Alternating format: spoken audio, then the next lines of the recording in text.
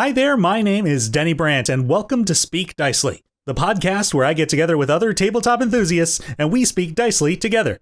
In the first chapter of the Dungeon Master's Guide, the authors of the book list some core assumptions about games of Dungeons & Dragons. Some of these include the world is ancient, much of the world is untamed, and the world is magical. Players and NPCs have the ability to use magic within the game, from something as simple as drinking a healing potion to creating portals into other planes of existence. It's up to DMs how prevalent magic is within their games, and it's up to players to decide how they wield such power. Joining me today to talk about magic in Dungeons & Dragons are returning guests Christy Clow, Matt Costin, and Michael Piscitelli. Hello, everybody. Hello. Hello. How's everyone doing? Fantastic. Amazing. That's good. I also said that really weird. How's everyone doing? Like, oh, what a weird cadence. It's a game show fully now. Yeah, whoa. There is no podcast, only game show. Yep. I mean, if we get Allison and be our studio audience, then we definitely have a game show. Oh, that's true. We missed our studio audience. Oh, for shame. I'm very excited to talk about this topic today because magic is so prevalent, I think, for Dungeons & Dragons. It's like a tenth of the player's handbook. It has its own chapter. Like, there's so many rules, and even not even outside of Dungeons and Dragons, any other system that has magic has like a very specific rules, like of how the magic works for that game. So, because you guys all joined me today, I assume you all are fans of magic. Yeah, for sure. Big time. Big fan. It's come up in past podcasts, but like I almost exclusively play spellcasters. Even when I'm not a spellcaster, I'm a spellcaster. Yeah, kind of same. Every time it's fun. Michael's like, I'm going to be a sword wielder. I'm like, okay, you're going to be a spellcaster who has a sword in their hand. Got it. Pretty much. Like our current game, Michael's character, he built like a hexblade person. And he holds that sword, but he stands at the back and casts spells. Yeah, because the sword is for when I run out of magic. Right. But you've got cantrips. How do you ever run out of magic? You'd be surprised. We can talk about this later, but that is my play style, is sword and magic when I do magic. Sword magic. Yeah. Kind of all over the place. Like, I did the Arcane Trickster for my very first campaign with Adrian and his homebrew. And now I'm just a straight up wizard. So I love that Arcane Trickster. So Christy was a stoat, a homebrew of He Who Must Not Be Named. That's fine. He's been on the podcast now. Oh, has he finally? Yeah. Adrian? Oh my god. Yeah, you were there, Christy. No, I just didn't know if that was Who Must Not Be Named. I was like, I wasn't aware of that. So somebody hasn't been listening to the podcast, Christy. I have nothing to say for myself. I haven't been on in a while, so why would I listen? What are you talking about? You were on like 3 episodes ago. Yeah, but it hasn't come out yet. So. That's fair. I only listen if I'm part of something because I'm very vain. Sorry, Michael, go ahead. Anyway, so Christy was a stoat, which is basically a ferret. So since Arcane Tricksters get the Mage Hand cantrip, and stoats are only like 3 pounds, Christy was able to use it to fly effectively. It was so broken. And I'll never get over the high of just gaming the system like that. It was amazing. Because I know it won't happen in another campaign. So you'd be surprised. So yeah, I guess I should never say never, because you never know. It could. Especially with magic. Anything's possible. Mm-hmm. Yes. So Michael's pretty much always a spellcaster. Matt likes to play sword and spell. Christy, do you think you have like a flavor of magic you like to use in a game? Like, do you just go like pure magic user? Again, I think I'm kind of all over the place, but I think I like to do like magic with a twist. Like, definitely the character that we're working on for the upcoming Dicely game is very much magic with a twist. I think my current character, who is just a wizard, isn't really that so much because she is just kind of a wizard. But I think she likes to do things like dramatically, you know? So if I can use the spell in a creative way, that's kind of what I would like to do with it. Yeah, I think one of my first characters in 5th edition was a wizard named Antino Abatici. And I still love that name. I'm just like, oh, alliteration. You sound so Italian. Such a good name. Oh, I love it. That was the teacher. Yes. At the Magic University. Yeah, that's right. And I like Magic as a player because I think it presents such, and it's probably why I like DMing too, is because you can use Magic to basically do whatever you want in a story. And I could do that with my characters too. Like that teacher was like a divination teacher. And I was like, they foresaw this flood that was going to hit this town. And because they shunned him, he never warned them. And so the town got hit with the flood. And he just like stood on a hill watching it. It was his like biggest regret. And I was like, Magic is such a great tool for storytelling. And for me personally, like growing up as a little fantasy nerd that like all I did was like read fantasy books and, like wish upon all, like everything that dragons were real. Like I think playing D&D is like the closest I can get to having magic in real life. So that's why I always want to have a little bit of magic in every game. Like I played a monk for a bit in a previous campaign that you guys were in.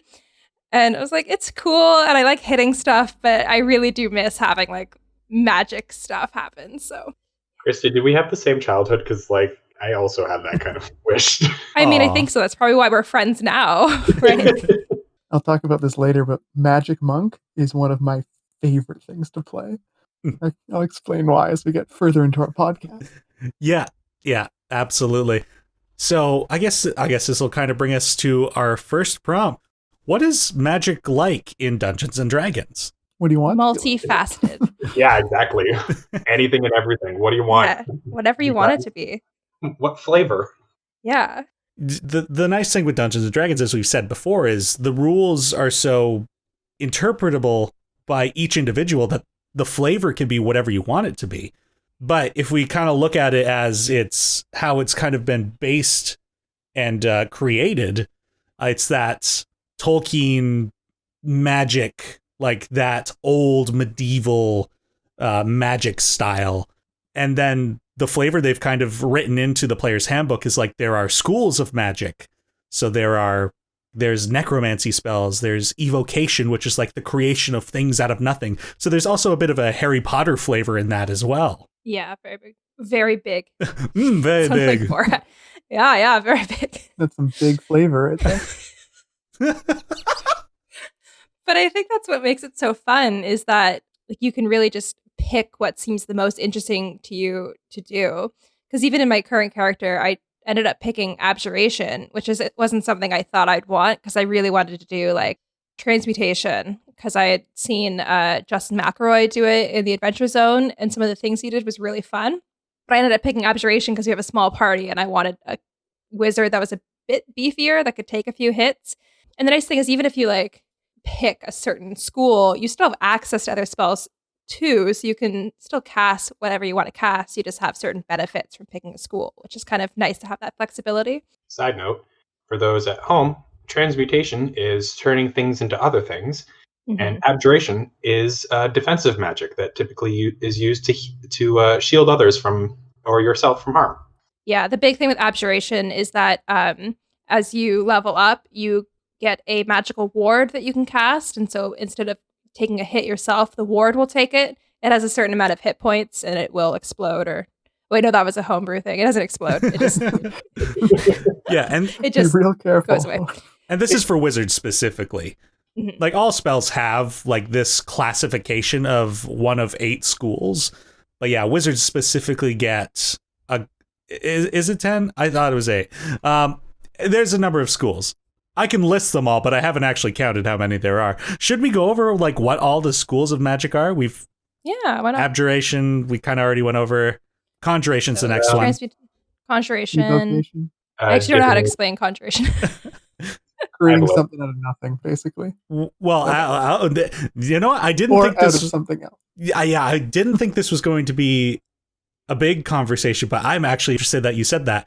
You're talking about conjuration as creating something out of nothing? As opposed to transmutation, where you turn something into something else. But I know you described evocation as that, but in my mind, I thought evocation was more like explosions. So Yeah. like big damage Yeah. spells. So the way I explain conjuration is it's kind of displacement magic. It's taking something to somewhere else.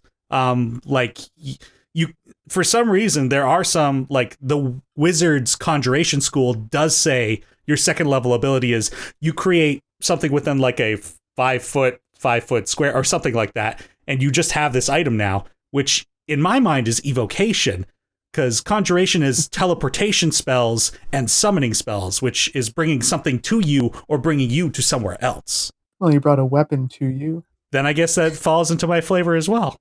I mean, these classifications are not set in stone. Like, No. they're just Yeah. a way to help give people like groupings for spells. You know, yeah, because apparently humans need classifications for everything. I Yeah, mean, I some that's true. classes, one class, I think, can only use specific schools of magic. So, Yeah, like arcane tricksters, they can only learn, I think it's like illusion and enchantment spells and one other spell of any class. Yeah. But like typically they only have those two classes. And Eldritch Knights work the same. They get only evocation and abjuration, Yeah. with a couple free pulls from the wizard list. So I think evocation versus conjuration. Evocation's more is more creating energies or like elemental effects and things like that. That's a good way to describe it. Versus conjuration is more, here's an object. It's now there. Mm-hmm. Yeah, I've always viewed evocation as using magic to cause damage. Mm-hmm. Like, Yeah, that's kind of how I using saw it magic too. to harm. Because again, going back to the Eldritch Knight, which is one of my favorite subclasses, they're built around using magic to support their combat. So the two classes they get to use freely are evocation and abjuration. So offense and defense are the two things they get full access to. Mm-hmm. But the thing with evocation, it is the big, like, elemental damaging type school of magic, but also there are spells such as Cure Wounds that come out of that, which is kind of why I interpret it as the school of magic where you create effects. Oh, I hit my windscreen. Effects out of nothing.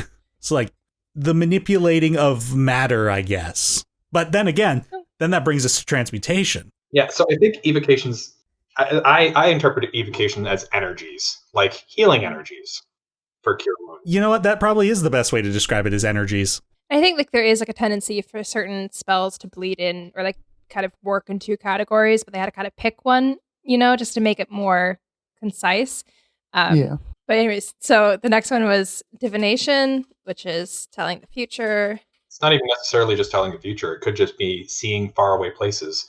True. Like the scrying spell, for example, lets you basically spy on somebody. Right. It's kind of the It's essentially school. knowledge. Yes, exactly. Yeah. The school of gaining knowledge. Also, I was just a little curious, so I actually looked up like what D&D's definition of evocation is, and Michael's pretty much on the nose. Spells that manipulate energy or tap into an unseen source of power. Cool. What's after divination? It would have been evocation. And then enchantment is yeah. taking over someone else's the mental magics, things that involve mind control, things that involve charming people.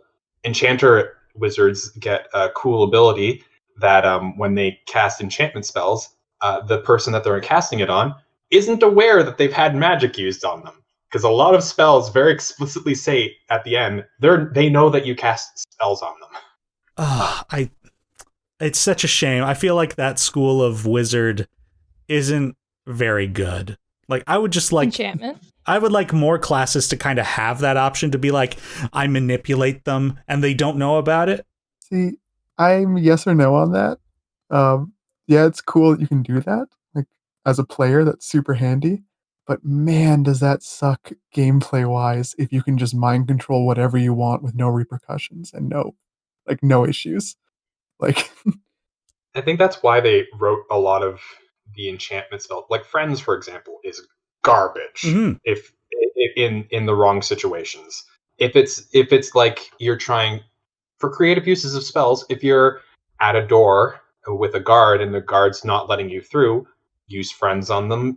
Just say, hey, can you open the door? And they're like, yeah, sure, totally. Open the door. When the minute is up and they realize what they did, they're just like, wait a minute. how dare you attack? But like you're already through the door, so it doesn't matter. Yeah, if you can hide before they find you. Or if you're an adventuring party and it's just like a regular like human guard and you're like level 10, then like the guard doesn't really matter. It's really the fact that the door was impeding you than the guard itself. Mm-hmm.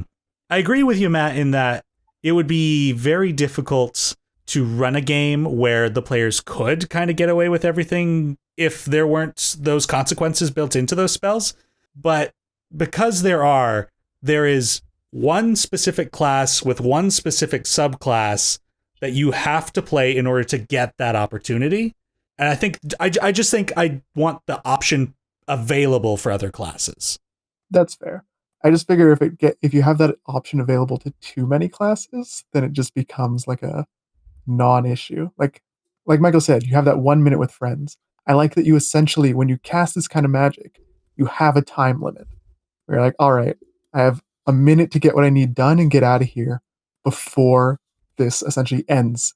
But if it's like, all right, I have a minute to do this and they don't realize magic was cast, then I can just do it again like really easily. Just my thought. I like there to be some risk to using your magic. For the listeners out there, if you're familiar with Magic and D&D, tweet at the Dicely DnD Twitter, #mind control, to let us know your thoughts on enchantment magic in D&D. What's your favorite use of the suggestion spell? The best spell in the game. Oh, man. Oh my god. Okay, this is a tangent, but really recently in my current campaign, I brought mass suggestion because I haven't used it yet. And I'm like, oh, this could be really good because we're potentially entering like a town that's been overrun by soldiers. So I think this will be helpful. Of course, on the way, we end up in this mountain that has like newt guards or salamander guards or something. I don't know. And I cast it. That's a pretty high one too. I don't know what that is, like 6th level or something. It was my only 6th level spell slot. And they don't speak common, so they did not understand it, and thus it did not work. Oh no! I was so angry that because I had another like a damaging 6th level spell, but I was like, if we don't have to hurt them, this would be easier. They could lead us through, and it failed. I was so angry. Suggestion is a kind of spell with like the epitome of why mind control is such a useful thing in D&D and how like game breaking it can be. God. Yeah, if it works. Yeah, it's a mind control spell that lasts 8 hours. So like as everyone's favorite thing to say with that is suggestion. You just suggest a course of action and it magically seems reasonable to them, they'll do it. You're fighting a guy, tell him to walk north for 8 hours.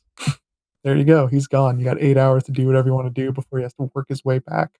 Another 8 hours. Tell a guard to go have a drink on the boss's dime. I did. Yeah, that was great. The smoothest infiltration must be like, boss says you get the day off. Go have a drink. He's paying. And the guy just walked away. Meanwhile, the changeling in the group is seducing the boss and making sure that we completely avoid a boss encounter. And our 2 stealthiest characters have failed every stealth check and are fist fighting all the guards. What a time. What school do we have next? I think it's illusion. Yeah. Illusion's pretty self-explanatory. Yeah. You create a visual or audio sensory effects that aren't actually real. Sometimes smell. That's a sensory effect. Usually for the purposes of like deceit and trickery. Use minor illusion to make the sound of a fart from a bunch of bushes and have the guards go investigate to find bandits who were going to attack them and allow you to slip on by unnoticed while they fight each other. I think there's just necromancy and transmutation left. Yes. Necromancy is also pretty commonly known. Yeah, necromancy I've found, though, it's not just like raising the dead. It's causing like harmful effects, essentially just try to cause death. Because like inflict wounds, the counterpart to cure wounds is a necromancy spell. And what is disintegrate? What's that? Oh, that's one that I've started using recently, and I really like that one. I'm not surprised. I don't think I know anyone who doesn't like disintegrate as long as they're not on the receiving end of it. It's transmutation. So I guess the idea is from a solid state to a fine gray powder. Yep. Yeah, I am turning That's you really from funny. something that's alive to something that's not. Oh dear. But yeah, I think of necromancy. It's definitely that school of, because it's so prevalent in like fantasy media. It's like we raise the dead and we, I don't know, build an army of the undead, and now you're dead. But I kind of learned from Pathfinder, a similar game to Dungeons and Dragons. I've interpreted necromancy as the channeling of negative energies. Yeah. That makes sense. Yeah, because a lot of the time, necrotic damage is necromancy spells. The counterpart is radiant damage. So versus like the like positive and negative life and death sort of. Right, this is an audio show. No hand gestures. The cyclical the circle of life, essentially. Mm-hmm. Because then if you also look at something like Spare the Dying, that's a necromancy spell. Oh, it is? Yeah. Yep. Oh. And I interpreted that based on the idea of like the school of necromancy is like manipulating negative energies. It's kind of like warding away negative energies from somebody who's dying. Yeah. I've always kind of viewed necromancy as like, I guess the best way to describe it, false life.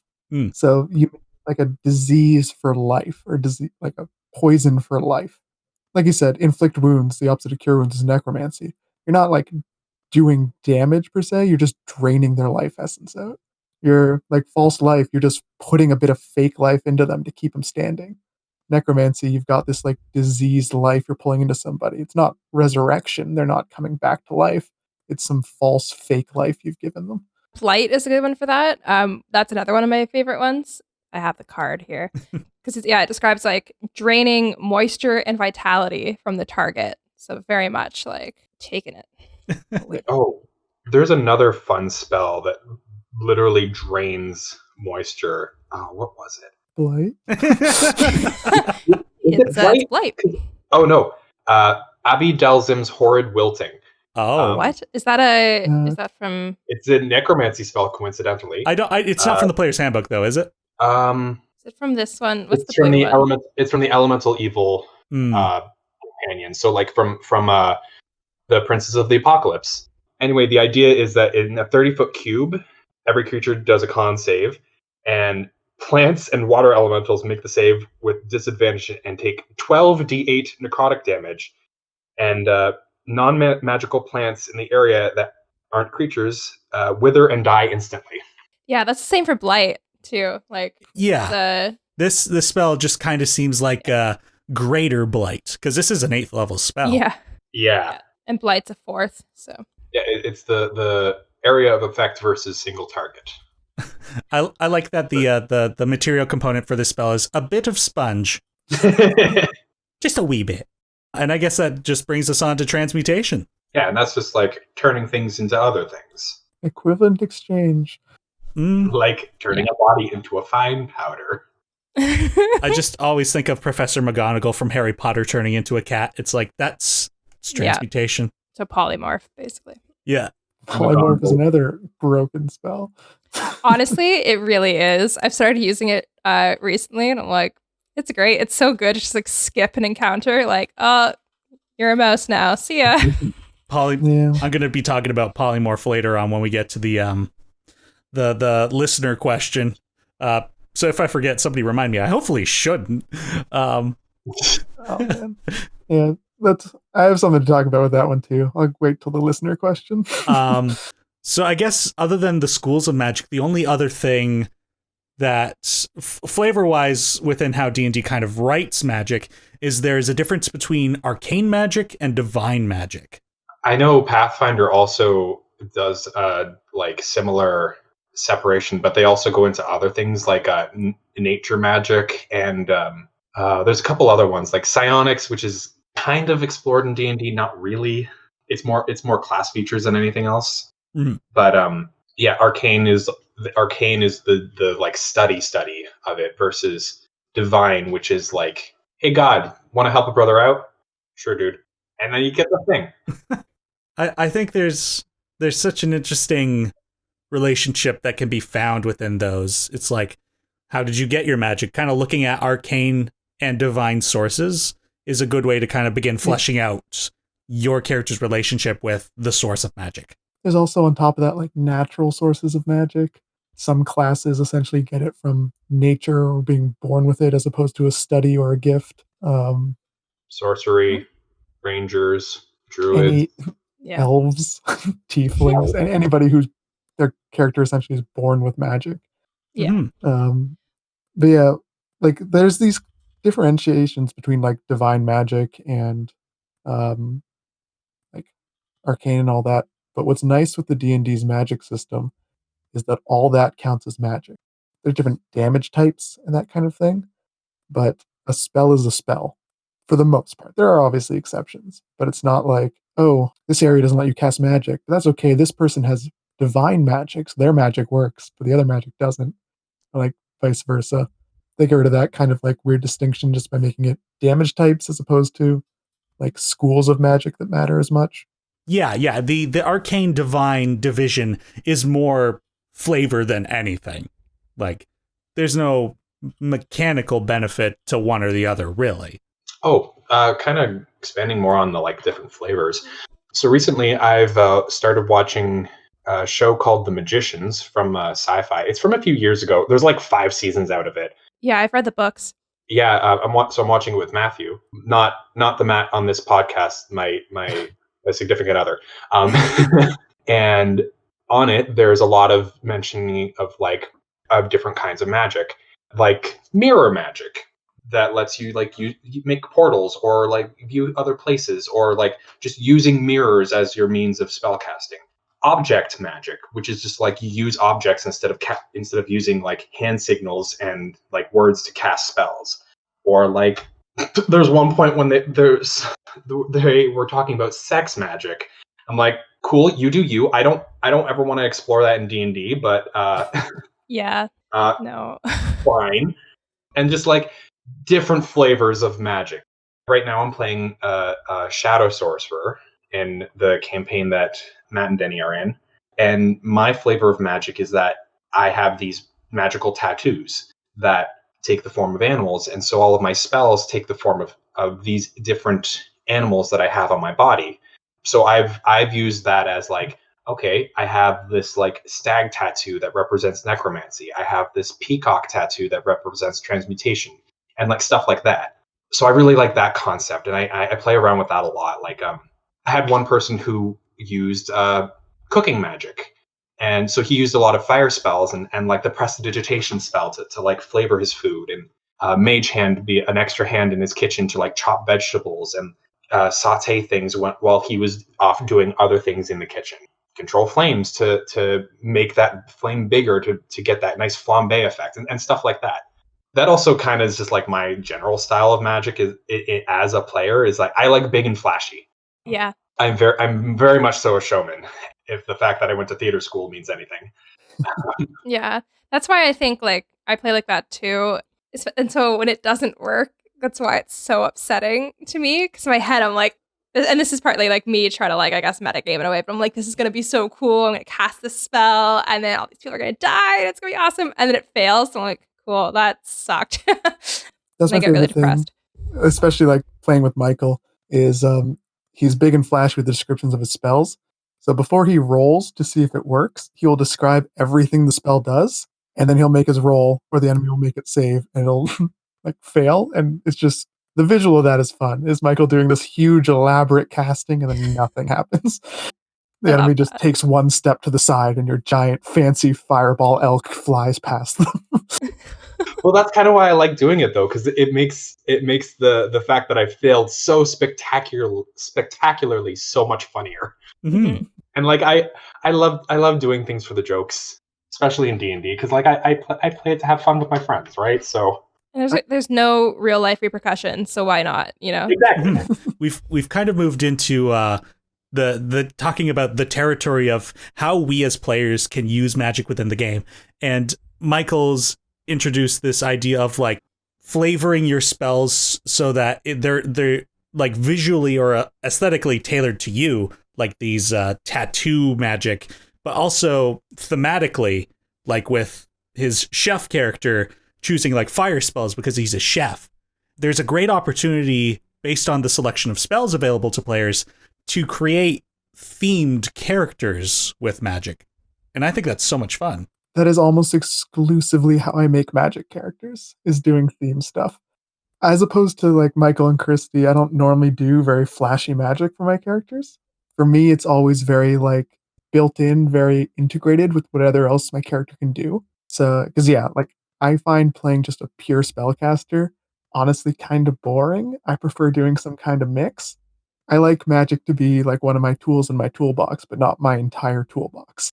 So for me, I try and do spells that are like buffs or utility or something that can be more like built into their current move set and skill set.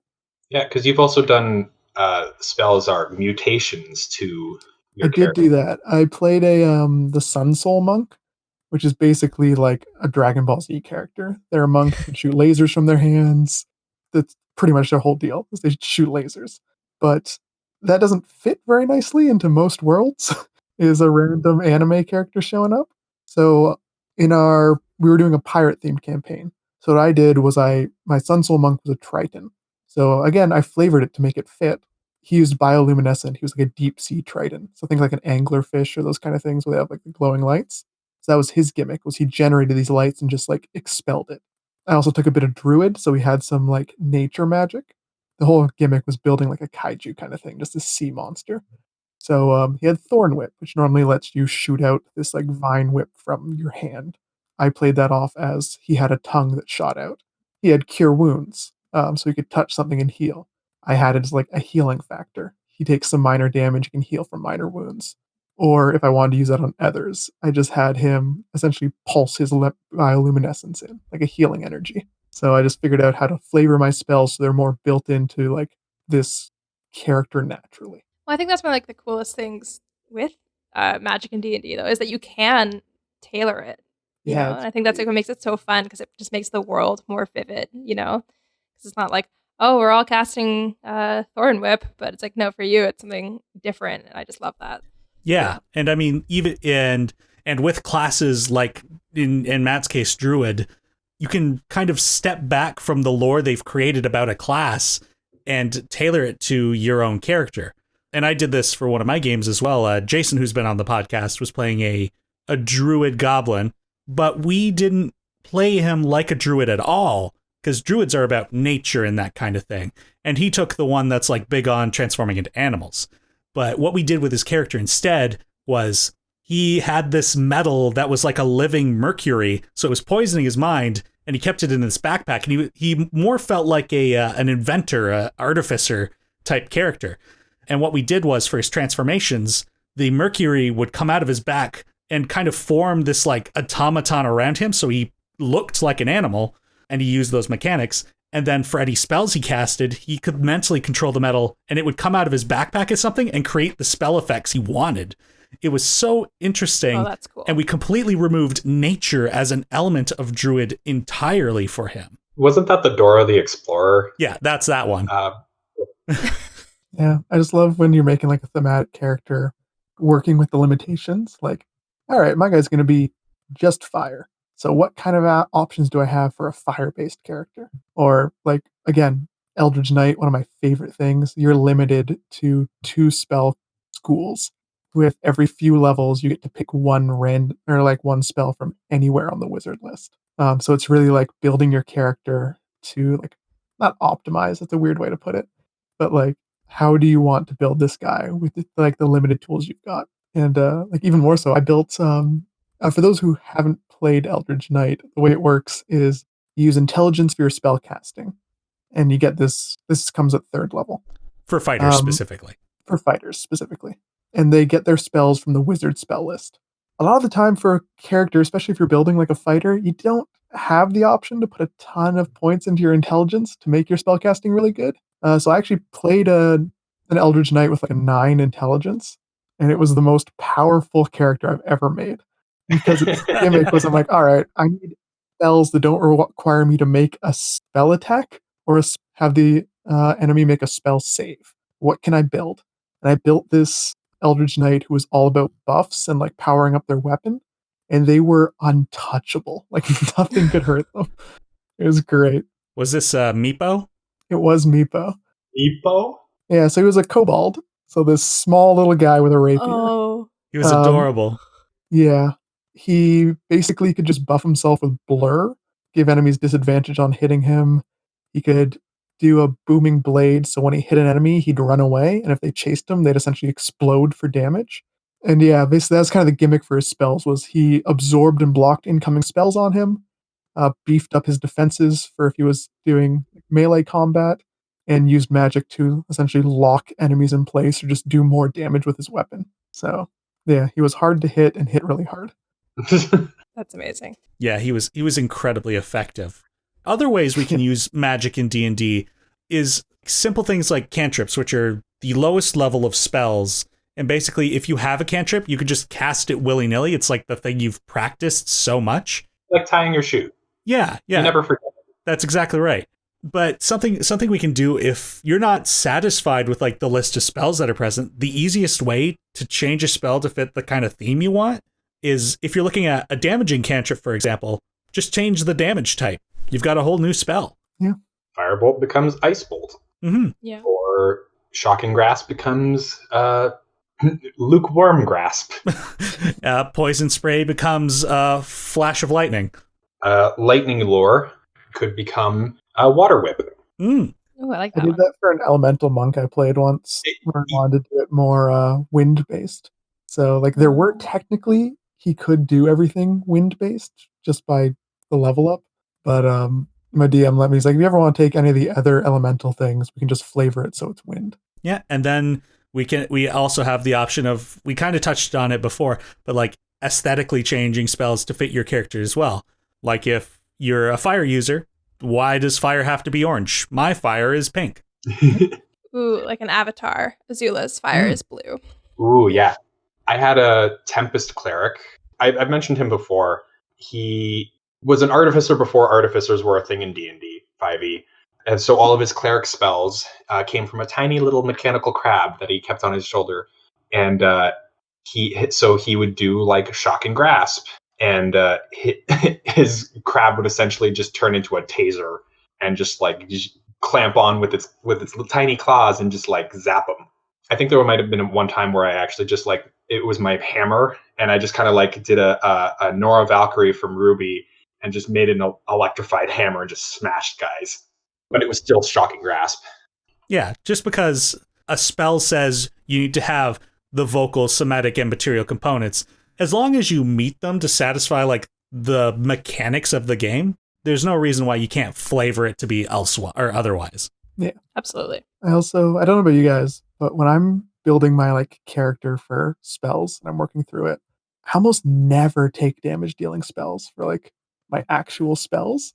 They're usually like, I just grab a couple cantrips for damage. And then my other spells are almost always utility. Cannot relate.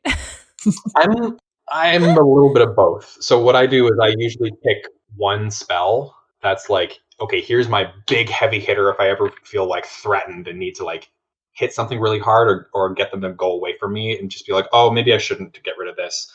I usually take like Thunder Wave if I can, because that's a great spell if like you're in a tight corner. It's like, okay, you need to back up a little bit and let me just walk over here without getting hit.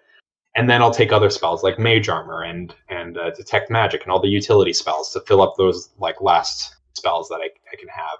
And then I'll take like one damaging cantrip, and then the rest will be like more of my utility stuff. Because like I said, I like to be flashy, and I like being a multi-tool when it comes to my magic in D&D. I have the problem that I try to solve all of my problems with magic. Because I have zero confidence in my own abilities as a character and player.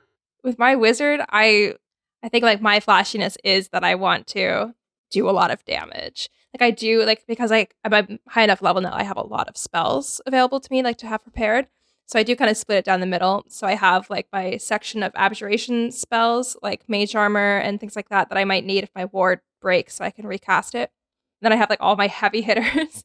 And then I have some utility ones. But I think as my character matures, she does start using more of the utility spells. But like part of me is like, it's not showy enough. Like I want to do a lot of damage. So. It's not fireball enough. Yes. Yeah, for me, I'll only take a damage dealing spell if it has like a secondary thing. So like I'll grab like Fireball because I need an AoE. I'll grab at higher levels like Finger of Death because if I can pull that off properly, I now have a zombie friend. Like those kind of things that tend to be my damage dealing stuff for spells. But otherwise I rely on like cantrips because cantrips do decent damage. They usually like can help me keep up in a fight, but then if an enemy gets close to me, I could either hit it with a spell or I could say telekinesis it, throw it into the ceiling, let everyone else shoot it with arrows. I could dimension door, pop myself away, or pop it away. I like getting creative with utility spells because they give you such like weird ways to interact with the battle, with the world, with all that. So I can never pass those up. That's fascinating. It kind of makes sense because I get it, because you mentioned you're like, when it comes to magic, you're a sword and magic kind of user. Whereas I think for myself, Michael, and Christy, the magic kind of replaces that sword, and that's the thing we're smacking people with. But you've got the thing you're smacking people with, so magic becomes something else for you. Exactly. I think that's what's so interesting is that everyone like has their own play style, because I personally like hardly ever use my damage cantrips. Like I have a bunch. That's what I would use if I was like running low on spell slots. Like maybe I should use them more. I just always like feel like disappointed that they don't do that much. And I'd rather take the gamble. Like I think like Michael said, like describe that big thing that's going to happen. And even if it fails, at least you tried. I'd rather spend that like really exciting like 5th level spell slot. And if it fails, it sucks. But if it succeeds, feels awesome. Fail spectacularly. Funny thing about cantrips, sometimes your attack cantrips might not be very effective or might heal the person that you're attacking, which frequently happened with one of my characters. Yes. Oh, dear. You kept using a necromancy spell on undead, which healed the undead. I will remind you again, Michael, you had other damage-dealing cantrips you could have used. You just specifically used that one. He was far away. You can get closer. I tried. I mean, instances like this create for great stories. Sure, in the moments, tactily, it wasn't the best decision. But my goodness, does it ever keep coming up, because it was hilarious that it happened more than once, too. So the instance we're referring to specifically, I have the tattooed sorcerer again. He uses chill touch a lot, and it almost never hits anything until it hits something that gets healed from necrotic damage. Yeah, the only times you've hit anything with it is when you hit undead. It's so unfortunately funny. There's also a character Michael's built to be a like magic swordsman, but he stands at the back and shoots with his one ranged cantrip. I think that's part of his character arc, is he's got to figure out to you just say to heck with it and just jump right in. Although to be fair, a lot of the times he has just jumped right in. Well, it's because he's a sorcerer too. And also, like, the way that campaign started, we weren't very well equipped. Yeah. I had things taken away from me because I was a criminal. And on this topic, like, the fact that you use this cantrip so much, sometimes what happens with a character as you begin to play them is that character almost begins to feel synonymous with a certain type of spell. Like, in this one critter campaign we're playing in, I'm a naked mole rat police officer wizard, and I don't find the spell Scorching Ray, a 2nd level evocation spell, great. But the number of times I've used it and it's been like pretty decent, I'm like, okay, I think Scorching Ray is just part of this character's identity, and now I just like let fire missiles go every once in a while because it's just so fitting for the character now. Yeah, I think my current wizard, I started using a spell that I didn't even really know about called Witch Bolt, and I started liking it because if it hits and you can stay within like a certain distance of the person, that spell remains active each turn. You can just continue to like fuel like damage through it. And that was really satisfying because it's like, if it hits and it works, you can like have like several rounds potentially where you're affecting that person. So yeah, I had a warlock who was all about mental magic, like destroying people's minds, like puppeteering, and he became really synonymous with like 2 spells: telekinesis and dominate person. Every time something comes up, I was like, "Hey, just how about you do that thing?" In one of our other campaigns, we have a sorceress named Rue that uses 2 spells, Firebolt and Fireball. Yep.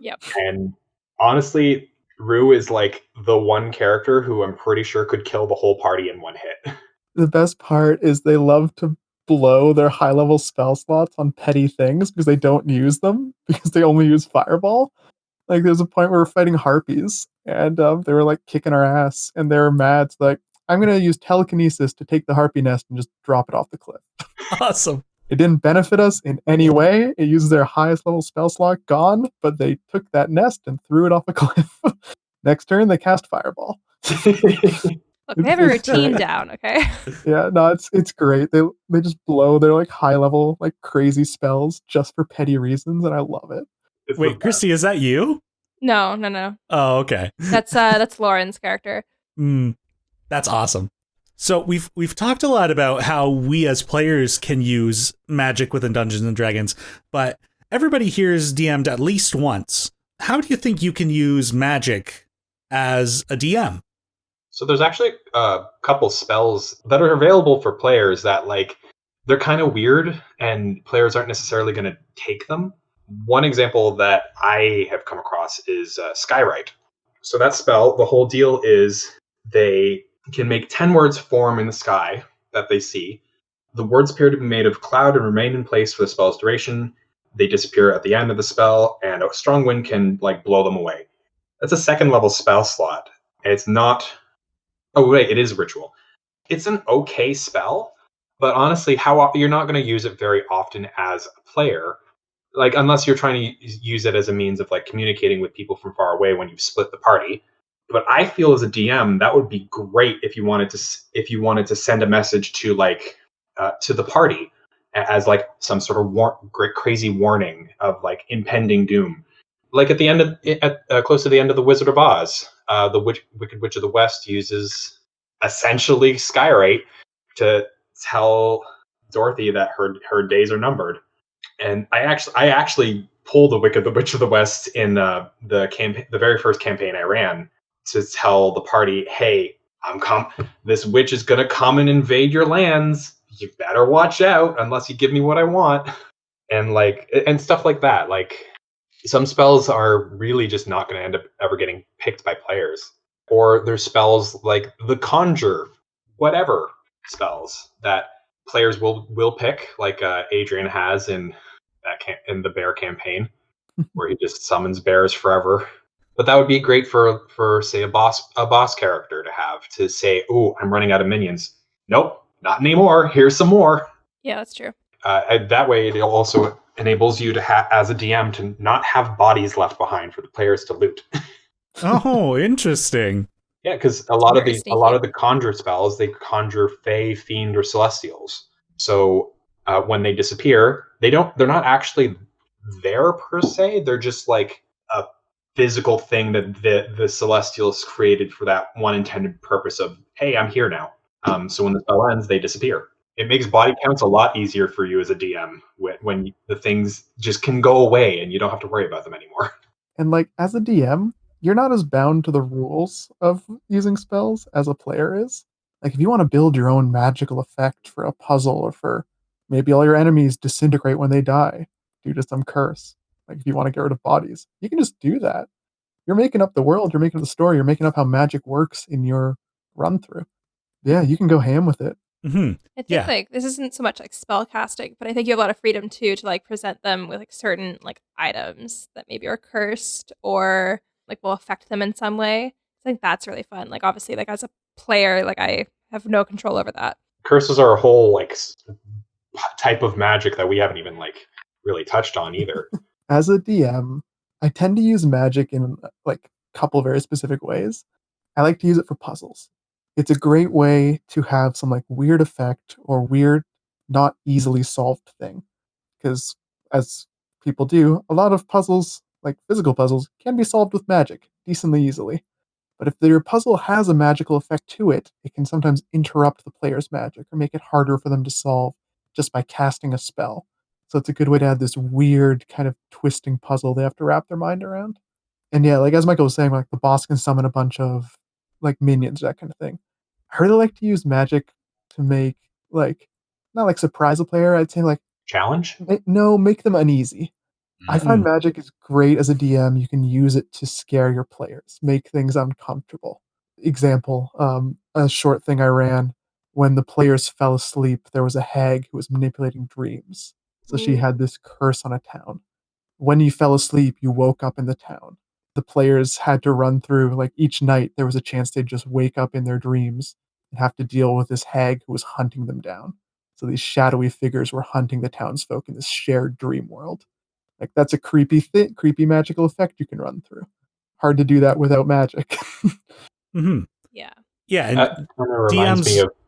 Oh, sorry. Go ahead, Michael. Well, that just kind of reminds me of the dream spell.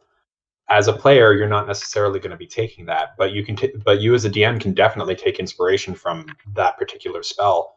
And having the dream world itself be a dungeon is a pretty cool concept. I would love to steal that idea. Yeah, I never finished that campaign, so you can take the whole second half of it. Yeah, DMs aren't exactly tied down to like the spell list like players are. Like, yeah, this is a great idea. Like, there's this spell called Dream, and you can look at it and go, oh, that's an interesting concept. What if I made a dungeon that is a dream? You are now taking the idea that was once a spell and just blowing it up. And you could do that because you're the DM. And Magic gives us so many opportunities to create story elements, to create fantastical things that exist in the world that wouldn't exactly be tied to spell effects, like floating islands is the one idea that immediately comes to mind. But an Escher mage or maze, like the staircases by MC Escher. Yeah, Oh yeah. I might have gotten the wrong artist, but you know. I think you're right. I think it is Escher. Yeah. Yeah, just crazy things like that.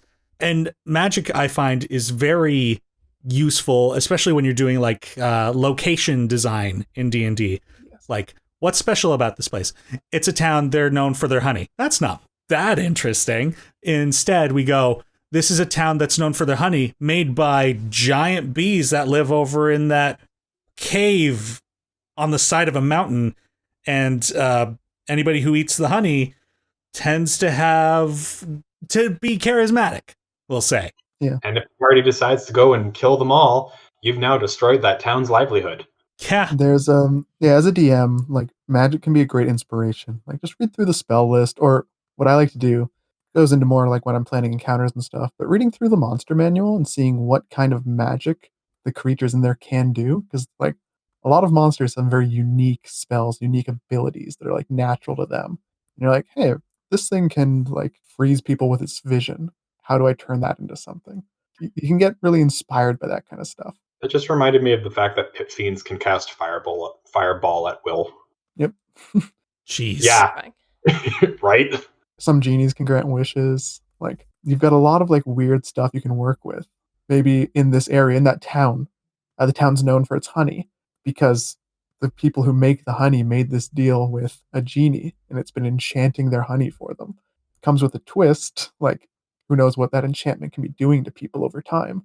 Or perhaps it's something along the lines of part of the deal is every 10 years, a child born on this day has to be taken to some location and left there. And who knows what happens to the child. Like, you've got so many possible story elements that can be created just because of this magical concept.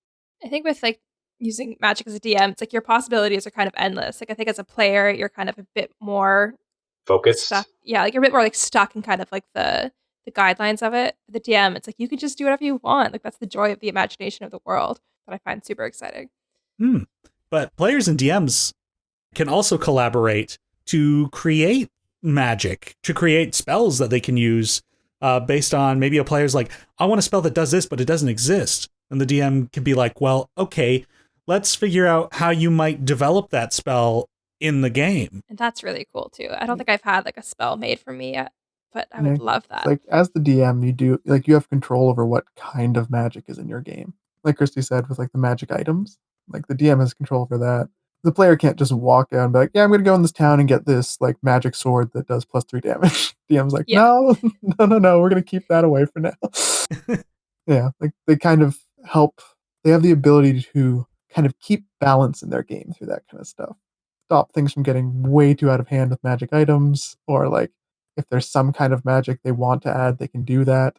They're kind of the arbiter of magic in their world. I guess kind of going back to using magic in dungeons as part of the puzzle for a quick sec, I had one DM. There's a spell called Anti-Life Shell, which basically prevents any living matter from passing through a barrier. And we as players had never heard of this spell before. So when we encountered it, we were just like, what the heck is this weird wall? I can't go through it, but my sword can. What the heck? I think we actually ended up leaving that treasure behind because we were just so like, for lack of better words, uninformed about what some spells were. This is also like really early on when a lot of us had first started playing.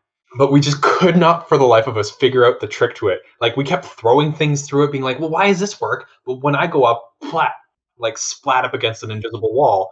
And like, I'm pretty sure there was like a +3 greatsword or something like that inside of it protecting it. And we were just like, I don't know, scratching my head with my mage hand, just not being able to figure it out. That's awesome. Yeah, it was a stupid moment, and it was wonderful to see the face of our DM just laughing at our apparent ineptitude. Mm-hmm.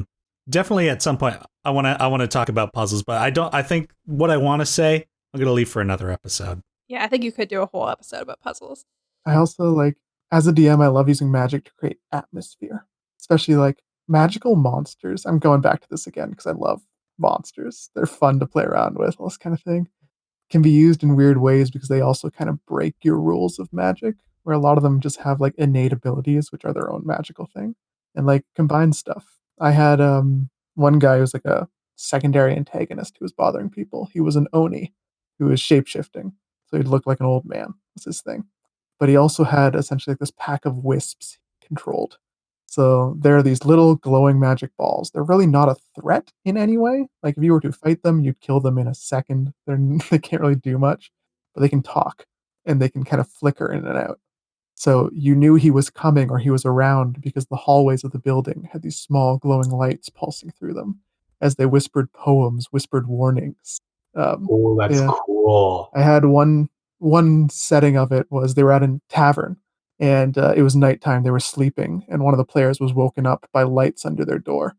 And when they opened up into the hallway, there were these little glowing lights whispering this poem. As they walked along, they got different parts of the poem as they went down, following the stairs. And sitting at the bar was this old man drinking. And there was the bartender there serving him with this forced smile on her face and tears running down her eyes. Oh. So using the magic from this Oni and just these wisps who like normally would not be much on their own, you can make this really like creepy atmospheric thing as this guy was basically waiting to talk to the players. He'd set himself up this horrifying like uneasiness you can get. Damn.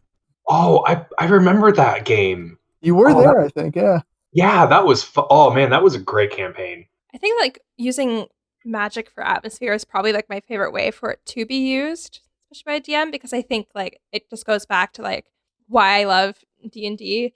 It's like I want that kind of like magic feel, like to feel like you stepped into a fantasy world or like you're living in it. And I think that's one of the things that really like makes it feel real. Yeah. Even just like listening to you say that gave me chills, and it was so cool. So yeah, that was real. I think my players immediately tried to fight the guy too. So. Oh, yeah. It actually worked out well because the Oni can cast darkness, I believe, or mine could. So basically, what happens is they run in, swords drawn, seeing him, and from him, just this dark cloud fills the room, and so no one can see, and he's just walking amongst the group, talking to them. So they're forced to listen because they can't find him. As he just like walks up behind someone, asks the question he needs to ask. They turn around. He's beside someone else now, talking to them. Like you can use magic to kind of get around stuff if you need to as well. Mm-hmm. Yeah, that's a problem that DMs will often find is like they'll have the main villain or some antagonist that's like, all right, I need to talk to the players, but the players sometimes are just murder hobos, and they're like, we're going to attack him instantly. Magic can intervene. There's a spell called oh dear, what is it? Force Cage, which I think is a fantastic spell, and this is the you players cannot interrupt me while I monologue spell, because it's you create this cage and it cannot be dispelled. And so it's like, all right, you're sitting in a box, I'm talking to you. You're going to listen whether you want to or not. The only thing to worry about when being a DM is don't use magic to completely take away your player's agency. That can get real frustrating if you're just like, someone's like, oh, help us with our problem. You're like, I don't want to help them. They're like, I magically compel you to help us. That's not fun for the player. No. If they don't feel like they can do anything. Force cage is basically, hey, you've activated a cutscene. Shut the Yeah. hell up and let me monologue. Well, That's a really funny way. yeah, I mean, sometimes the players get to have fun. Let the DM have fun too. This is the thing that's going to ensure I get to have fun. That's true. That was actually a thing I was going to bring up as well, is the wall spells. There's a whole list of spells that are just wall of something. Wall of Force is effectively just an invisible barrier that is similar to Force Cage. It can be, the only way to get rid of it is either by dismissing it yourself or the Disintegrate spell. Or like Wall of Stone is just literally, you make a wall appear, and now the party has to get through this wall before they can get at this big bad. And just like stuff, or like Wall of Thorns, you're in a hedge maze, and the hedge wizard's just like, no, let's change this up a little bit, and then suddenly where there was a clear path is now a spiky wall, and one wall beside you like goes away. Like being able to manipulate the surroundings as well using spells is always fun for me. You said Stonewall, and I immediately was like, Stonewall comes up, I use Stone Shape and walk through a door I just made. I'm like, oh, that would have been such a cool interaction. Yeah, totally. That if you as a player would have pulled that out of me, I would have just sat there being like, you son of a bitch. Here's some inspiration, but also, damn it. Also, Denny, you wanted to talk about polymorph at some point. I don't know when that point was, so. Oh, thank you for reminding me. I haven't forgotten. Okay.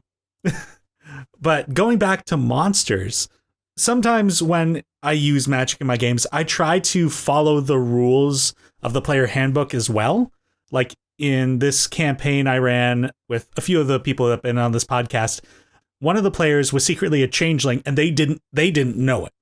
But I put a beholder into the campaign, and one of the beholder's abilities is anybody in the gaze of its main giant eyeball, any magic within that is dispelled. Like magic cannot exist within its gaze.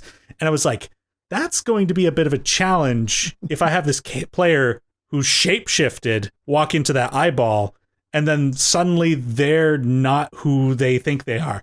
And I was like, and I don't want that to be the reveal. So I went and found other resources, and I found beholders can have other effects with that eyeball. And the one I ended up choosing was like the player with the weakest constitution, I think it was, gets stunned. And I was like, great. And nobody questioned why I changed that ability. And that allowed me to keep my reveal later on. I'm also like, with using monsters, if they have specific spells like Fireball or like Charm Person, that kind of thing, I always play those by the rules. Because it adds a level of like fairness. If you use Fireball and it works this way, but then the Lich uses Fireball and it works a completely different way because I want the Lich to hit you, that's not really fair. Yes. Yeah. Yeah, if they're pulling the same resources that the players use, make sure they are consistent. Yeah. Does anyone have anything else they'd like to add in terms of magic use by DMs or tips about how to use magic in general? Ooh. In general, the only other anecdote I can really think of is a little while ago I was doing research I was just curious to see what other people had done with cantrips. And someone pointed out that not all combat, air quotes, cantrips are necessarily combat cantrips. Like True Strike, for example. True Strike is not a combat cantrip. True Strike is one that you would want to use if you were, say, in a kind of archery competition, or they are trying to show off as a gunslinger, or they want to like do something like, say, they really, really, really want to hit like a lock on a door, and they don't want to miss, and they want to be very precise about it. True Strike in and of itself is kind of a not great cantrip because it's an action to effectively give you advantage on your next attack roll on your next turn. But like it's specific, like part of the rule as written, it's not great to use in combat. Outside of combat, though, where you don't have to worry about turn economy and stuff like that, use it to your heart's content, and you show off to your friends and be spectacular to other people as like a means of showing off and things like that.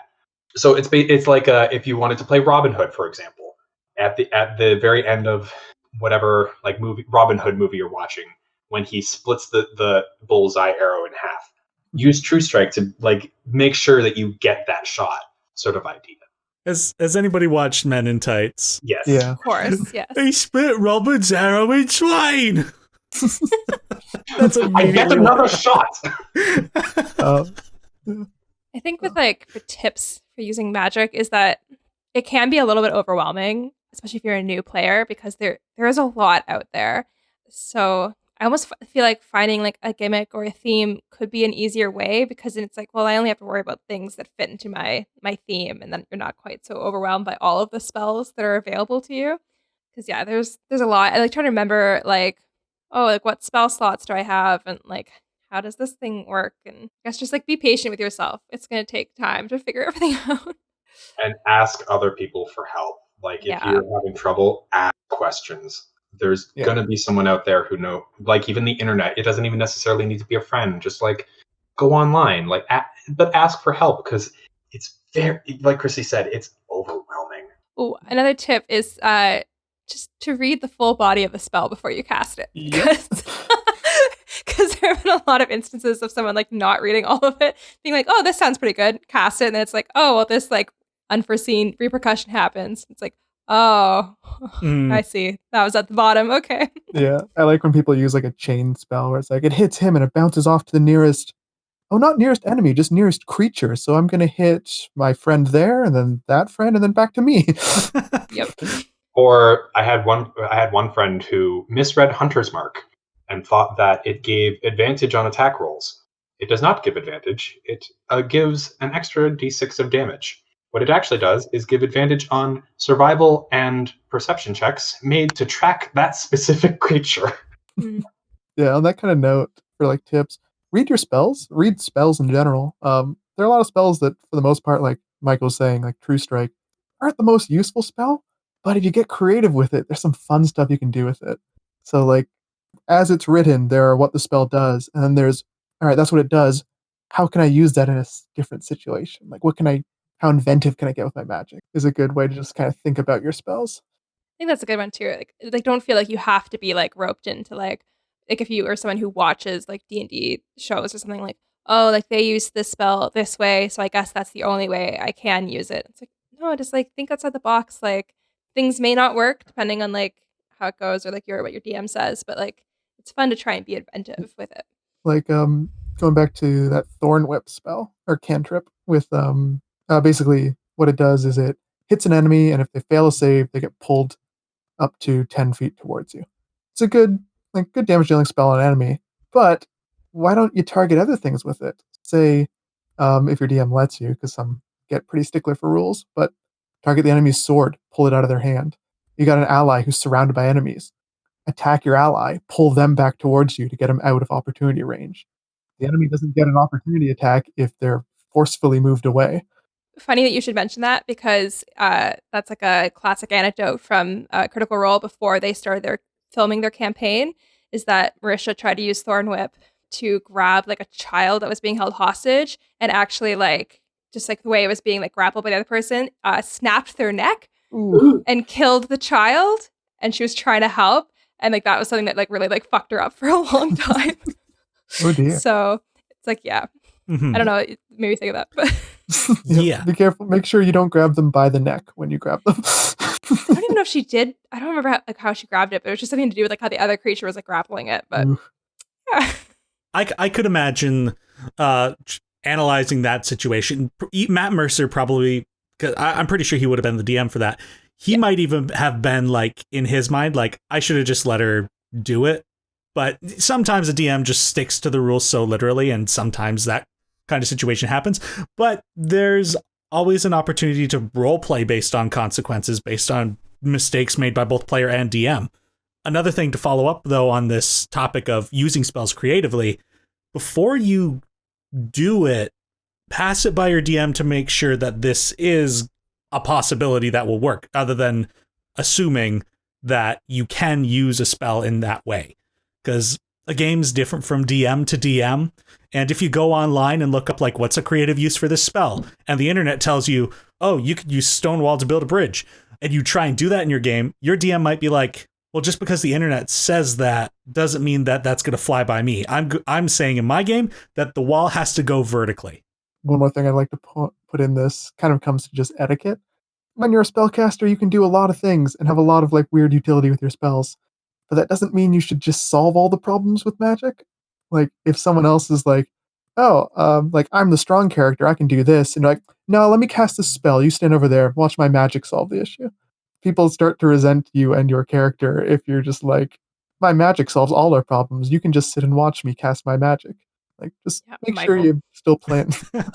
Make sure you're still playing as a group and not playing as the main character with their henchmen.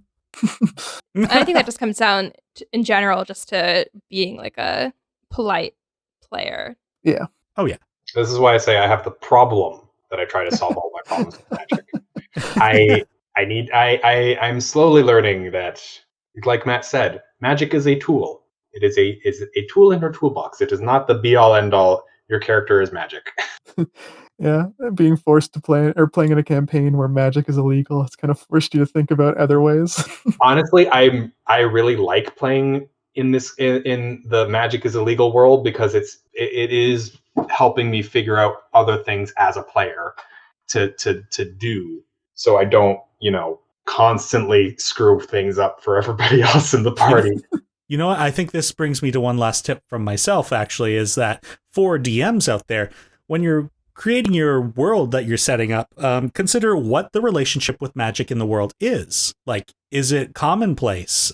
Is it commonplace in specific areas? Are you going to have villages that are out in the world where it's like they haven't even heard of magic? And suddenly when this old hermit moves into the house that was abandoned and strange lights begin appearing, what is that going to be like? Is magic something that's only wielded by malicious people? Is it outlawed? Considering the way magic is perceived in the world is a great storytelling tool as well. And I guess it depends on your DM too, but you can potentially do that as a character with your backstory if they're okay with it. Like, because that's what my current character is like. She's a halfling wizard, which is an unusual choice. So I made it that like there is like a certain members of her family have had magic before, but they've been kind of outcast because like they're halflings, they just want a simple life, and so she's had to like run away from her family to pursue this magical. Magic can go so deep, and I'm sure there is much more to talk about in terms of this subject. And I bet there will be more episodes about magic, I'm sure. But for now, how's about we all play a game? Yeah. All right. So the game we're going to be playing today. Typically in Dungeons & Dragons, the DC, or difficulty check, is a number you want to roll equal to or higher than in order to succeed in tasks. This game, however, is going to turn that concept on its head. I need my players to guess dates before specific years in order to get points. This game today is called DC Reversal.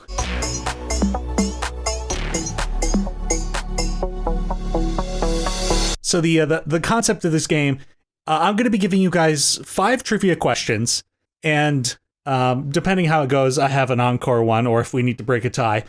And essentially what you're wanting to do is I'm going to give you a trivia question that relates to history pertaining to D&D, or I'll at least strong arm it into being related to tabletop and D&D. And we've set up this buzzer. Listeners, you won't be able to hear the buzzer, but I'll be able to determine who buzzes in first after the question is read, and they get to choose the year first. You just choose a year or century based on the question, and your goal is to get as close to the correct year as possible without going over. And to clarify, we're talking about like real world years? Yes. Yeah. This is all pertaining to real life history. Oh God. All right. Yeah. Cool. I'm gonna embarrass myself. I know that. Don't worry, Christy. So will I. So are you guys ready? Sure. All right.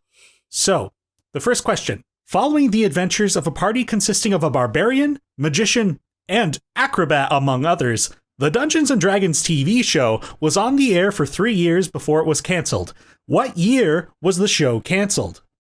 Christy was the first one to buzz in. Okay. Michael was second, so you'll get to choose second, What Michael. year was it canceled? 1989.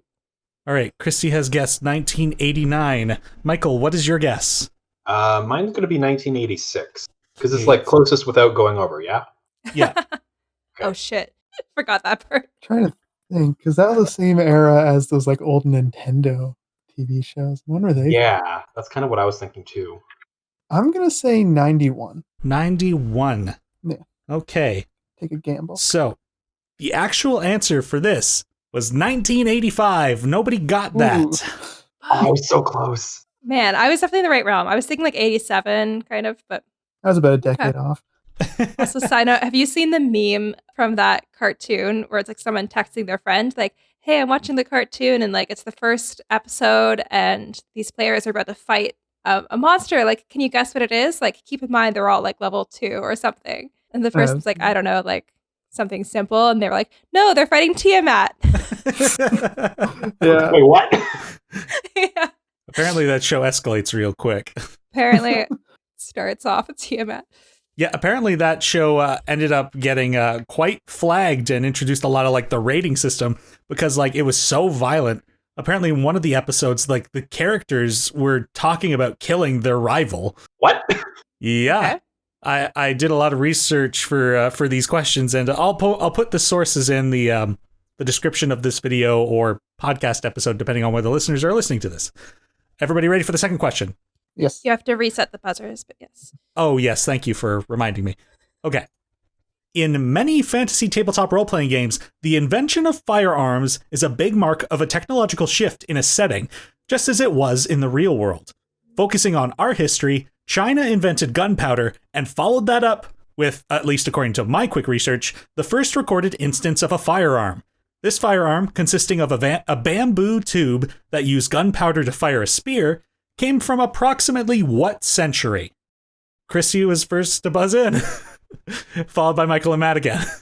Okay, what century are we in right now? We're in the 21st, We're the right? 21st century, yes. Or if you want to say like a year, like 1200, 1500. It's going to confuse me more, I think. Okay.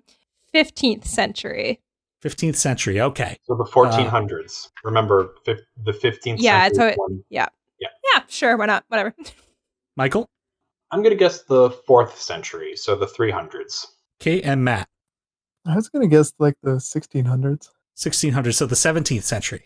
Yeah. All right. So the first recorded instance of a firearm came from the 11th century. So Michael gets the point. Fuck. So what's that? That's the thousands? Yeah, the 1000. Yeah. I knew it was something like You- kind of early, but not like ridiculously early, but I guess slightly too early. Have you ever heard of the weapon, what's it called? The nest of bees? No. It sounds familiar. It's another one of those like firework. It uses fireworks essentially. It's an old weapon. It's a honeycomb box. In each like slot of the honeycomb is an arrow with a firework attached to it, and all of them have a like cord that goes to the back of it. So basically, what they do is they walk up, they open the front of the box, light the back, and just fire a barrage of rocket-powered arrows out. Yeah, it's an arrow volley without having a bunch of archers. Yeah, super Is this inaccurate. in real but- life or Yep. is this? Yeah, this is a real life okay. thing. Yeah, Cool. the Ming Dynasty that used it. I can't remember. Yeah. It's, well, I mean, you can see something similar in like the animated Disney Mulan. Like they had like those rocket launcher fireworks Sure. that they used too. Yeah. All right. I have a Next point. question. Oh, yes, you do. And I've got to reset the buzzer. Okay. Next question. Early in the history of tabletop role-playing games, what was called a moral panic set in? Many believe that Dungeons & Dragons had a link with witchcraft and occult worship, driving people to terrible acts. However, as with rock and roll and video games, no link can truly be connected. In what year did this moral panic start becoming prevalent? Oh man, I like that we all buzzed in at different times during the question where we thought Denny was done speaking. I like buzzed in so early because I'm so I sorry. forgot for a second what the game was, and I was like Satanism, and I'm like, that's not what you were saying. And then he just continued talking about it. Yeah, you got. I mean, the indicator that the question's going to be over is I say, "What time did this thing happen?" I mean, I already knew what year I was going to guess, but like, Guess like, what? The buzzer's reset. Go. Ah. All right, Michael still got it. It's the exact same order. I'm really slow at it. I wasn't ready. I was laughing. I know, that was the point. I just All right. buzzed in last time because I'm like, well, they've already buzzed. It doesn't matter when. Michael, what is your guess? 1985. Okay, Christy? So the question was, what year did the What Satanism year- panic set in? Yes. Yeah. Okay. I'm going to say 1986. Price is right, you. Matt? 1970. 1970. All right. So the year that this moral panic started becoming prevalent was 1979, giving Matt the point. Wow. Oh, Yay. That's so much earlier than I thought it was. I was pretty confident it was the 70s. yeah, that makes sense. For some reason, I have it in my head that D&D didn't start getting big until the 80s. I know, that's what's in my head, too. So the next question, and I got to Buzzer. reset the buzzer. Yeah, listen here. I'm learning. Hey, I might forget about the buzzer, but at least I know what year the Satanic Panic started. Next question. Christopher Perkins is a lead story designer for Wizards of the Coast Dungeons & Dragons. He is recognizable in his roles as Dungeon Master for the Acquisitions Incorporated live D&D games, as well as making a guest appearance on Critical Role's Campaign 2 as the short-lived Spurt the Kobold. He is responsible for the Curse of Strahd 5th edition D&D reboot, a story based on a powerful vampire in a gothic horror setting. A more recent question, what year did that reboot adventure get published? All right, so Not Michael. last this time. Yeah, Michael, you're up first. I'm fairly certain it was 2016. Right, Michael guessed 2016. Matt, I'm going to go 2017. 2017, and Christy, Genuinely have no idea. 2015. 2015. All right, playing the safe bet. Everybody's got a year within each other. The year that Curse of Strahd was rebooted was in 2016. Michael gets the point. Nice. Yeah. About the- Oh, Well, I was trying to that think would of have worked. when we played it. I was like, oh god, how long ago was that? Oh no, how long ago was that? I got 2 points. You do. All right. Relax. And we may do the bonus question just for fun. Yes, please. But here's the last official question. Tabletop role-playing games as we know them today were developed from tabletop strategy war games. And those games were based on something even older. Chaturanga is an ancient Indian strategy game considered to be the ancestor to tabletop games such as chess. Though the rules for Chaturanga aren't exactly known, its approximately time period is. What century does the ancient game come from? Buzz. Buzz it. You have to reset the buzzers. I'm going to edit that part out. I was flawless. No, I'm just kidding.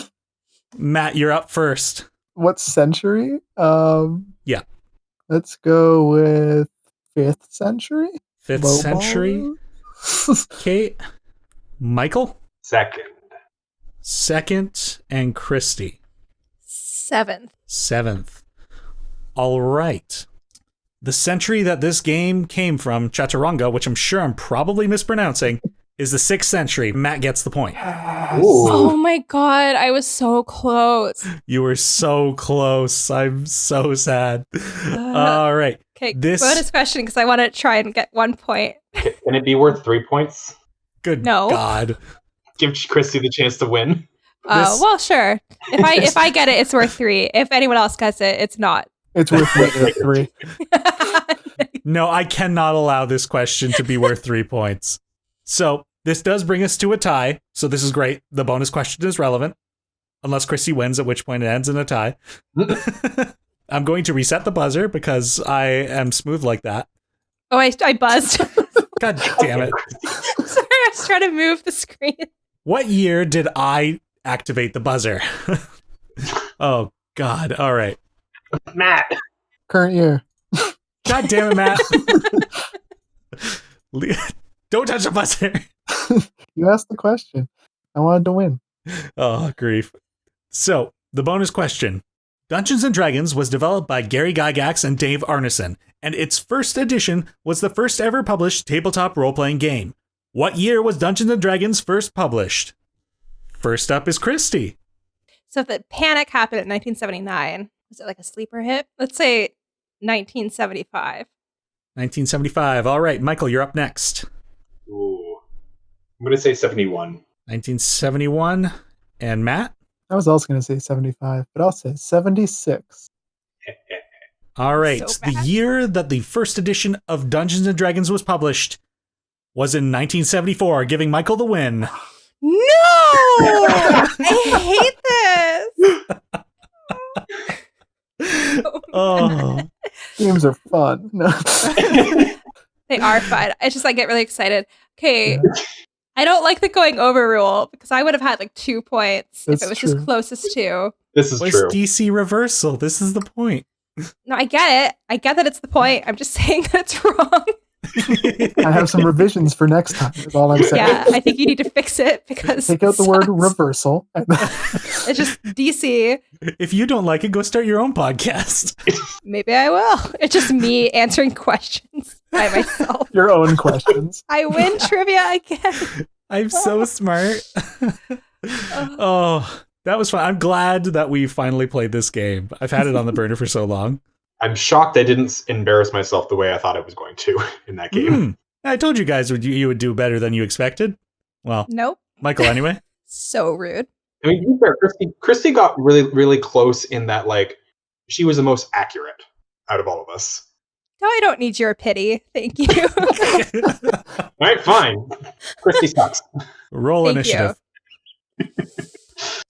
Oh dear. That was a lot of fun. And Not So Dice is fine. It was a bad topic we chose.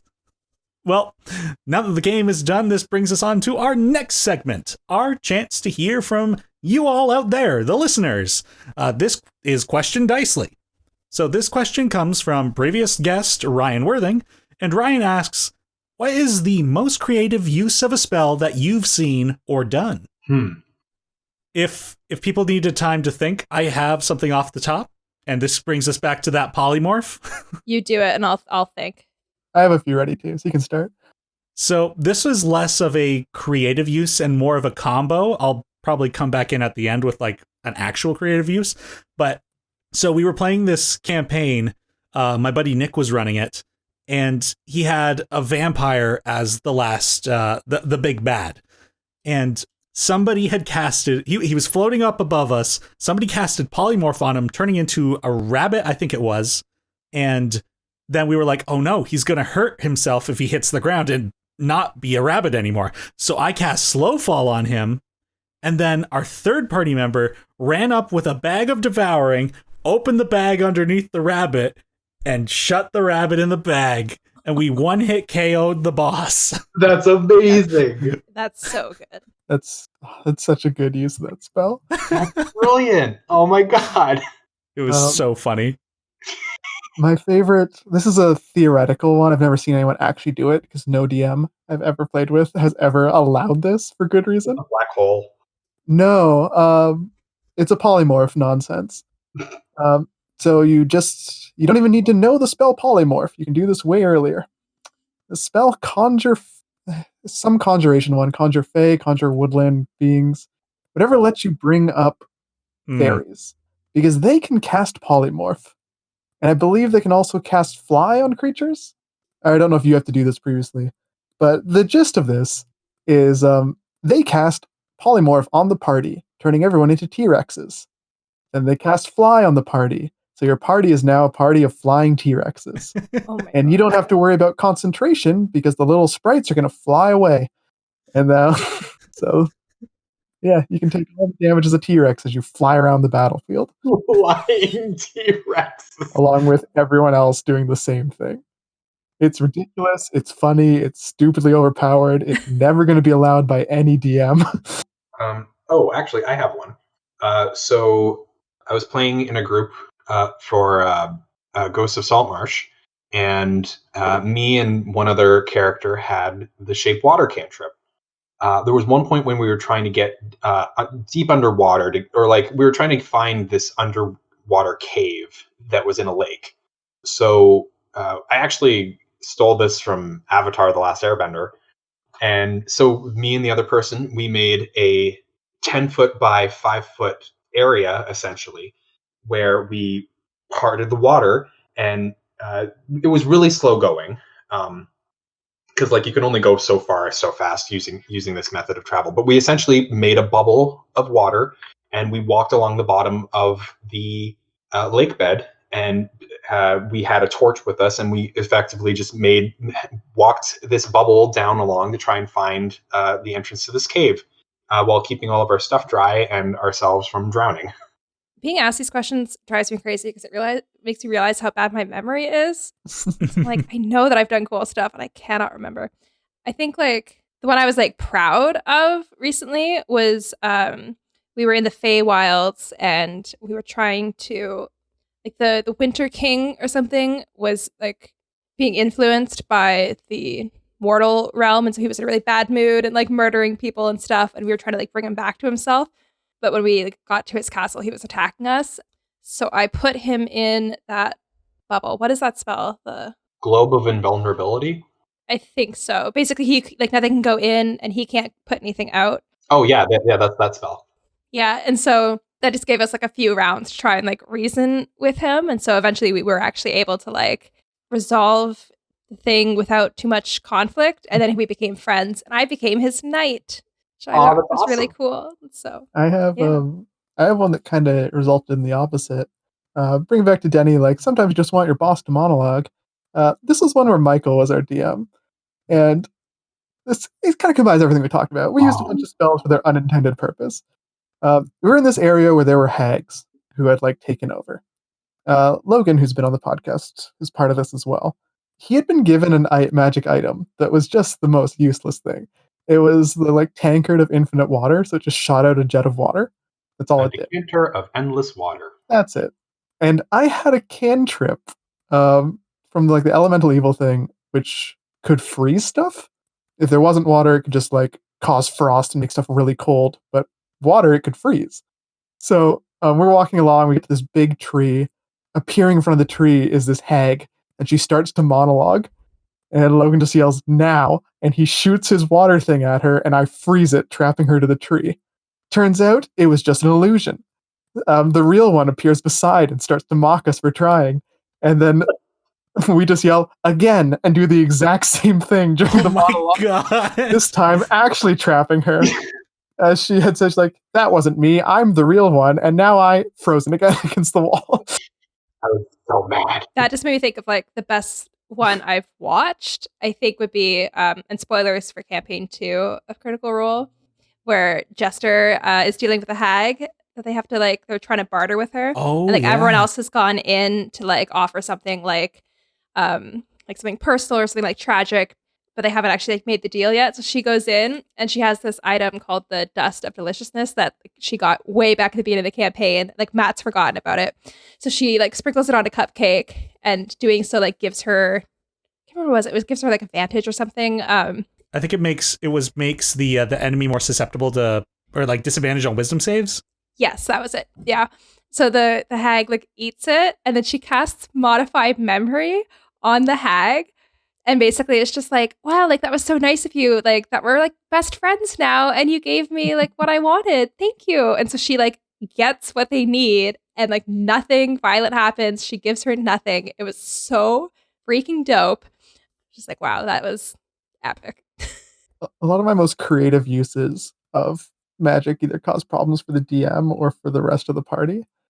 Like I had a one shot for me. I only showed up for one session. I was invited in. What a nice thing people did, and I ruined it. One of the party members had been downed, and we were trying to get this crystal from a bandit lord who had his base set up in a mountain. So he had it somewhere, we didn't know where. The plan was I was a Aarakocra warlock, so I could fly. And the plan was I would turn myself invisible, I would go in, I'd scout it out, I'd try and find this thing. To make it easier for me, the rest of the party was going to cause some distractions at the base of this fortress, just to kind of like keep the guards from noticing me fly in. So that works out well. They're distracting the few guards who are out there, causing some problems. I fly through, avoid most of the enemies because the invisibility is doing its job. I get to the final room for the boss. He's in his like study, just like writing some things at his desk. And I notice he's got like this big chest by him. Deciding I don't want to fight this guy on my own to try and steal from him, I use the spell Phantasmal Force. The way that works is it makes an illusion that they think is real. A lot of time you can use it to make a harmful effect, like the floor is lava, so they'll take psychic damage, thinking it's fire damage as they stand on lava. You can make a fake bridge they'll try and walk across. I used it to make one of the guards from outside and had him be like, hey, we've got this big problem at the gates. We're under attack. They need you out there right now. In my mind, the bandit lord will walk out and go see what's happening. And I'm like, perfect. He'll be out of the room. We're good to go. I can get the stuff. He steps out of the room, sees all his other guys just hanging out in the fortress because it's not a big attack. And he tells them, hey, we've got an attack at the front gates. Everybody out there, go now. So I accidentally sent, using a combination of Phantasmal Force and Invisibility, an entire dungeon's worth of encounters at the rest of the party in one fight. I sat around looting the chest. The DM said afterwards, he's like, yeah, I think we're level 5 or something. He's like, that encounter is equivalent for 4 level 21 characters. Oh my god. I took no damage. I got what we needed, got out. The rest of the party, like, someone was unconscious being dragged away by their familiar. Other people just running away. Like, You're leaving out the best part, though, Matt. You left behind all of the treasure. You left behind a reward for completing the dungeon. Yeah, that wasn't really magic related, so I was going to leave out that embarrassment. But my character's gimmick, like his flaw, was he didn't give a shit about monetary possessions. So he found this chest full of coins. He's just like pushing them aside. He's like, where is that crystal we need? Just like throwing money away to find it. Oh my god, that's so funny. Oh, I know exactly what game this was, and I was dead at the time. Yep. Me too. Yep. That's so funny. I can't one up that, but I had one more where I'd seen my friend Laura, who they have a YouTube Dungeons and Dragons show that they also do on Twitch.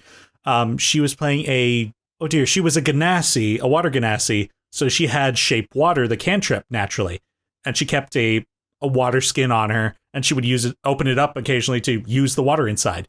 And their party was trapped in a room that was filling with like a knockout gas. And she opened the water, sent it into the pipe that this gas was coming out of, and froze it, blocking the gas from coming in. Hey. I thought that was really neat. That's Very really clever. cool. That's clever. I like it.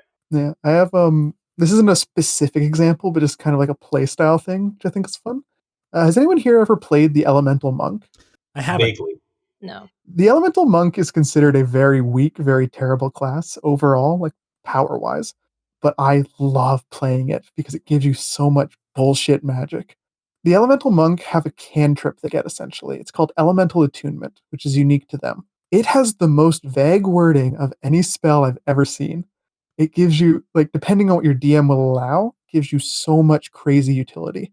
What it says is that you can shape, 1 foot cube worth of earth, fire, or mist into whatever crude shape you want. I think it says it lasts a minute, but it doesn't have any semblance of range. Like, nothing on range. Earth and mist are very vague in what you'd consider that. I had a DM who allowed me to consider stone as earth. So, for example, we'd be walking through a castle getting into a fight. He'd just stick his hand into a wall and pull out a stone gauntlet to punch people with. Wow.